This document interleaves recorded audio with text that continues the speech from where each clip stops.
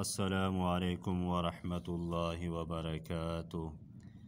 ہم آپ کو اپنے اس چینل میں خوش آمدید کہتے ہیں۔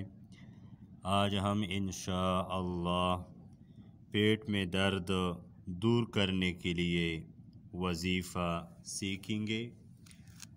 اگر کسی کے پیٹ میں درد ہو تو اس آیت کو 5 مرتبہ پڑھ کر پیٹ پر دم کرے، انشاءاللہ پیٹ کا درد جاتا رہے گا۔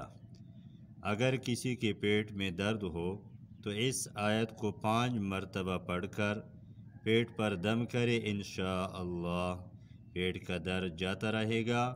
وہ آیت سورۃ الصافات میں آیت نمبر 47 ہے۔ لا فيها غول ولا هم عنها ينزفون لا فيها غول ولا هم عنها ينزفون